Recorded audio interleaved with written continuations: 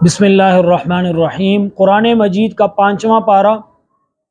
اس پارے کے مضامین کو ہم چوتھے پارے کے مضامین سے ذرا جوڑتے ہیں۔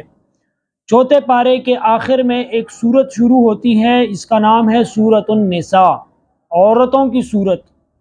اسلام میں عورت کا مقام کیا ہے، اس بات کا اندازہ اس بات سے لگایا جا سکتا ہے کہ قرآن مجید میں مردوں کے نام پر کوئی سورت نہیں ہے، یعنی مردوں کی صورت اس طرح کے نام پر کوئی صورت نہیں ہے، لیکن عورتوں کی صورت اس نام سے مستقل صورت موجود ہے، جو کہ آج کا ہمارا مضمون ہے۔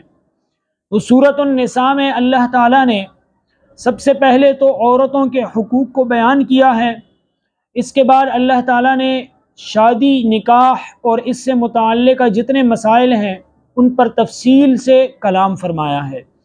تو اللہ رب العزت نے یتیموں کا حق بھی بیان کیا ہے اس میں، اور میراث کا قانون بھی بیان فرمایا ہے کہ ہر شخص کا میراث میں ایک مقررہ حصہ ہے، اور ان حصوں کا تفصیل سے بیان ہے چوتھے پارے کے آخر میں۔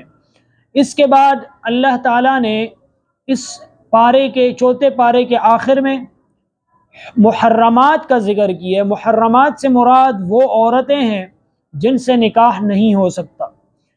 ان عورتوں میں کچھ عورتیں تو وہ ہیں جن کے ساتھ انسان کا خونی رشتہ ہوتا ہے، جیسا کہ والدہ ہے، بہن ہے، خالہ ہے، پھپھو ہیں وغیرہ۔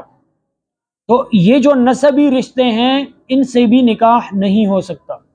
اسی طرح دوسرے قسم کے رشتے وہ ہیں جن کو رضاعی رشتے کہتے ہیں۔ رضاعی رشتے سے مراد یہ ہے کہ اگر کسی شخص نے، کسی بچے نے کسی عورت کا دودھ پیا تو اس کے دودھ شریک جتنے بھائی ہیں، جتنی بہنیں ہیں، دودھ شریک بہنیں، ان سے نکاح نہیں ہو سکتا۔ دودھ پلانے والی ماں، والدہ، اس سے نکاح نہیں ہو سکتا۔ یہ جو رضاعی رشتے ہیں ان سے بھی نکاح نہیں ہو سکتا، ان کو بھی محرمات کہا جاتا ہے۔ اور تیسرے نمبر پہ سسرالی رشتے۔ سسرالی رشتوں سے مراد یہ ہے کہ جس مرد نے جس عورت سے نکاح کر لیا، اب اس عورت کی ماں یعنی ساس اس پر حرام ہو جاتی ہے، حرمت ہے۔ اور اسی طرح جب تک وہ عورت زندہ ہے، اس کی بیوی، تو اس کی بہن کو رشتے میں نہیں جوڑا جا سکتا، یعنی دو بہنوں کو بیک وقت نکاح میں نہیں رکھا جا سکتا۔ تو یہ کچھ محرمات کا بیان ہے۔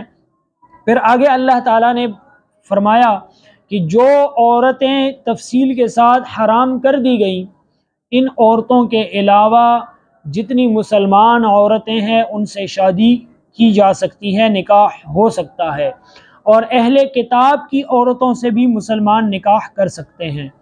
اس کے بعد اللہ تعالیٰ نے گھر کا نظام چلانے کے لیے، خاندانی نظام کو چلانے کے اصول متعین فرمائے ہیں، اور وہ اصول کیا ہیں؟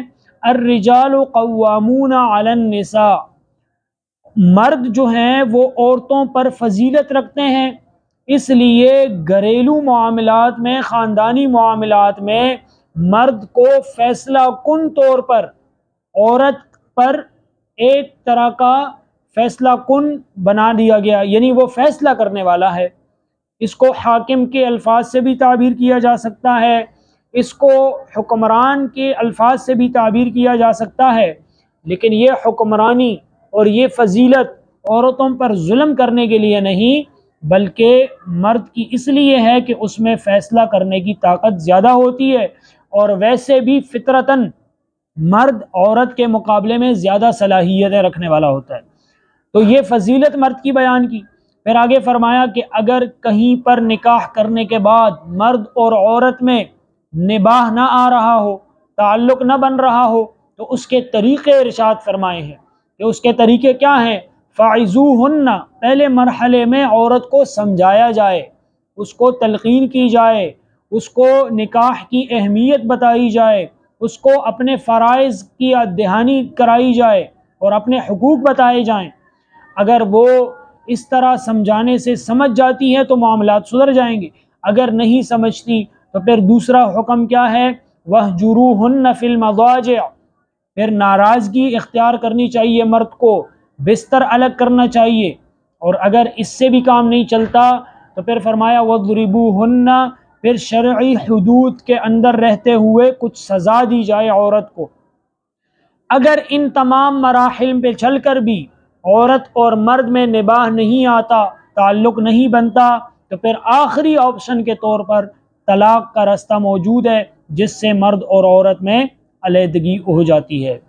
اس کے بعد اس پارے میں اللہ تعالیٰ نے طہارت کے مسائل بیان کیے ہیں کہ جب بھی کسی عبادت کا ارادہ ہو، قرآن کی تلاوت، قرآن کو ہاتھ لگانے کا ارادہ ہو، تو عبادت کرنے سے پہلے وضو کر لیا جائے۔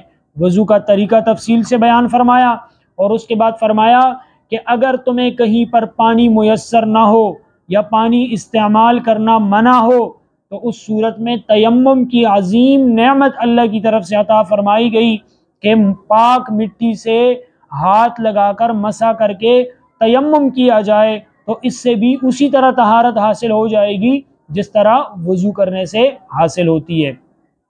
اس کے بعد اس پارے میں دوسرے جو اہم مضامین ہیں وہ اس حوالے سے کہ منافقین کا ذکر ہے اس پارے میں، کہ منافقین جو ہیں ان کا کردار کیا ہوتا ہے کہ وہ اللہ کو دھوکہ دینے کی کوشش کرتے ہیں، حالانکہ وہ اپنے آپ خود دھوکہ کھا رہے ہوتے ہیں، لیکن وہ اس کا علم نہیں رکھتے، اس کا شعور نہیں رکھتے۔ اور آخر میں اللہ نے فرمایا ایسے منافقین جن کی ذہنی کیفیت یہ ہے کہ مذبذبین، وہ تذبذب کا شکار رہتے ہیں، نہ پوری طرح حق کی طرف آ سکتے ہیں، نہ پوری طرح کفر کی طرف مائل ہوتے ہیں، تذبذب کا شکار ہوتے ہیں، ایسے لوگوں کا اللہ نے فرمایا کہ ان کا ٹھکانہ جہنم میں کافروں سے بھی بدتر ہے۔ ان المنافقین فی الدرک الاسفل من النار، سب سے نچلے گڑھے میں منافق رکھے جائیں گے جہنم کے۔ اور آخر میں اللہ نے عذاب سے بچنے کا ایک نسخہ اس امت کو ارشاد فرمایا، اور وہ کیا ہے؟ ما یفعل اللہ بعذابکم ان شکرتم وآمنتم، اللہ کی نعمتوں پہ شکر اور اللہ پر ایمان، یہ دو چیزیں اگر مسلمانوں میں ہوگی تو مسلمان اللہ کے عذاب سے بچے رہیں گے۔ یہ عذاب سے نجات کا ایک اللہ کی طرف سے نسخہ مسلمانوں کے لیے بیان کیا گیا ہے، اور یہاں پر آ کر 5ویں سپارے کے مضامین ختم ہو جاتے ہیں۔